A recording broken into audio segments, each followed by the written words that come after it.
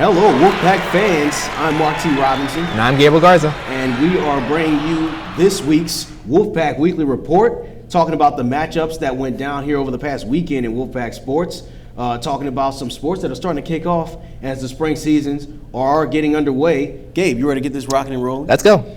All right, we kick things off here with the women's Wolfpack basketball team. They're currently on a 3-game winning streak, and they're right now in the midst of a 4-game homestand in which they are 2-0. They've defeated their opponents in the last 2 games by a combined 77 points, defeating William Carey College by 40 on Thursday night, and then following that up with a 37-point victory over the Blue Mountain College Toppers. Paige Frankowitz is averaging 18 points per game for the Wolfpack over the last 2. But the big story for the women's squad has been Diamond Jackson. She had a triple-double in the game against William Carey College, and she's putting up some very impressive numbers, Gabe. Westbrook-like. Yeah, exactly. Channeling her inner Westbrook, so to speak. But, Gabe, you broadcasted these games over the weekend and on Thursday. So what are some of the things that you're seeing here from this team? I mean, it's good. Like, the Wolfpack are finally back at home with, like you said, the 4-game stand. And they've been playing very well, especially Paige Frankowitz, who has shot very well from 3-point range. So she's been a real hot streak going on, getting it really going for the Wolfpack team here. You even got the start for the women's basketball team. And so they've been playing really well right now. They got a 4-game homestand, like you said, 2 games coming up. Against Bruton Parker on Thursday and Saturday against College of Coastal Georgia. I'll be broadcasting both those games, so you should come out to check out the team in person, or you can check out the live stream. But I like where this team is going right now. Coach Kelly Kennedy has his team rolling, and it's going to be fun to see them play. Oh, yeah. It's definitely going to be fun to watch going forward. And they could possibly be, after with all the things happening this past weekend, they could be possibly closing in on some history. They're 16-4 right now. Right. 8-2 in conference play. So we'll keep our eyes on the women's squad. Like you said, Gabe, they are going to be playing Bruton Parker College on this Thursday, January the 26th. Tip-off for that game. It's going to be at 5:30 p.m. And we move forward here to a little bit of a challenging stretch here for the men's basketball team. They're 0-3 in their last 3. They've lost a season worst 3 straight, but a lot of their games have been close, but the heartbreaking loss came on Saturday against the Blue Mountain College Toppers, 62-60. The Toppers guard Jay Howard getting the go-ahead bucket with 2 seconds left in that ball game. Gabe, what were you kind of looking at or seeing in that game? Well, that was a close game. Like I said, I got a chance to broadcast that game and the one before that. It was a hard-fought game. You know, unfortunately, Wolfpack couldn't pull that one out. I mean, this team has lost. This is the first time they've lost, a few games, like 2 games back to back, and 3 games going forward. But I think this team's going to really prove like what they can do. Responding from this kind of adversity, which you say. They've had a few like moving pieces here or there, adding Trey LaForge, and I'm sure Coach Hollowell's going to get this team moving forward. Right? They have 2 more games at home against Bruton Parker and College of Coastal Georgia. The doubleheader. I think that this team needs to like just get going and start to kind of put the pieces together and really get back to that Wolfpack basketball that we saw earlier in the season. Yeah, absolutely. They were on quite an historic run, and we know they've got the players to do it. Right, they're a very talented team. Absolutely. And like you were saying, a lot of moving pieces going on for them right now. Adding a new player, a couple of changes in the starting lineups, and the rotations off the bench and so forth. So they're going to get the ship right. Yeah, I think so. They've got some favorable matchups going forward. In fact, it's going to be a doubleheader for them. On January 26th, Thursday against Bruton Parker College.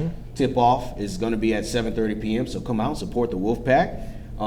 They'll definitely look to get back on their winning ways in that matchup on Thursday. But we move forward to track and field. They kicked off their indoor season at the Emory Crossplex Invitational on Sunday in Birmingham, Alabama. And a lot of their runners in that meet, Gabe, finished in the top 30 or somewhere inside the top 30 out of a possible 65 to 70 runners. Right. So first-year head coach for the Wolfpack, Nick Dotson, he's got to be happy about their progress so far, right? I think so. I mean, I was looking down here, some players who did pretty well.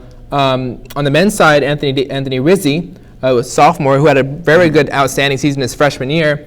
made an early season statement with a 5th place finish in the men's 5,000 meter run. The sophomore standout finished the race with a time of 16:28.20. And also going along with that, another player who did well was a freshman named Austin Palmore. He also had a strong showing as he crossed the line with a time of 17:56.27. So the men's side doing really well, and I'm sure like the women's side as well, right? Yeah, absolutely. On the women's side, Mary Abear finished in the top 30 in the 400-meter dash with a time of 101.1. Tristan Sanders was right behind her with 101.98, so very close there. And then Taylor Hagens in the women's shot put finished 24th overall with a team best 9.83 meters in the shot put. That was the best distance for that day. And just a quick quote here from what Coach Dotson seeing from his team. He said, "I thought we did well overall. This meet really helped us to see where we are and what we need to work on moving forward. My only expectations from everyone was to go out and execute well and leave healthy. The times and distances will take care of itself as we have a very long season." So good showing from the Wolfpack in their first indoor meet of the year. Yeah, and Coach Rizzi, Coach Dawson's first meet for this Wolfpack team, and he's got it moving in the right direction. Yeah, absolutely. They travel to Lake Charles to compete in the McNeese Indoor Invite on January 27th. So stay with us on the website as we keep you up to date to what the track team is doing going forward. And we're going to have a little bit of a switch up today. All right. We're not doing Players of the Week, so to speak. All right. But what we are going to do is talk about the Hall of Fame inductees. They had their the Wolfpack athletics program had their Hall of Fame ceremony this past weekend, and a couple of the highlights from that event for the Wolfpack was the inductees, of course, starting with Jack Umont of the class of 1949. He was a three-sport athlete and dominated in all three, Gabe. Wow. I'm looking at here, like some of his feats were for him. Yeah. He won a prestigious D.H. Holmes Trophy that was then awarded to the annually to the student at Loyola who excelled both academically and athletically, so doing it both on the court and away from the court. So you love, and Loyola always teaches that, they try and, instill both not the just athletic side, but also like the school side as well. Yeah. Academically, he's been having his accolades as well. Trinell Smith, who was a part of that 2007-2008 women's basketball team that had the program best 28 wins. She finished she's in the top 5 in points, assists, and steals for this Wolfpack program. So definitely a decorated athlete for them.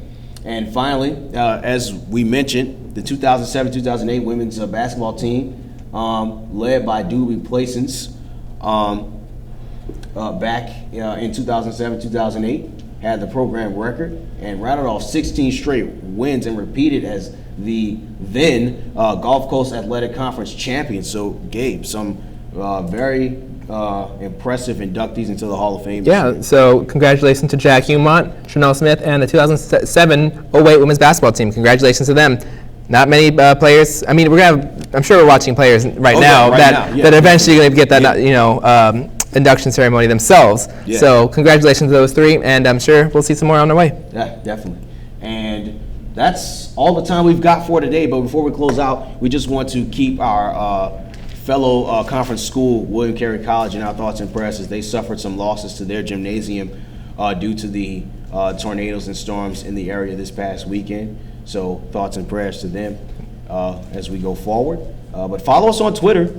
Make sure you tell us, tweet at us, tell us some things that you want to see from the show, some things that we left out that you want to see more of. Yeah, and we might even start our own Twitter for the show. Oh, definitely. If you guys are up to that. It's up in the air. We might do a poll or something. Yeah, sure. Yeah. We can do that. Definitely. But once again, I'm Mark T. Robinson. And I'm Gabriel Garza. And we'll see you guys again next time.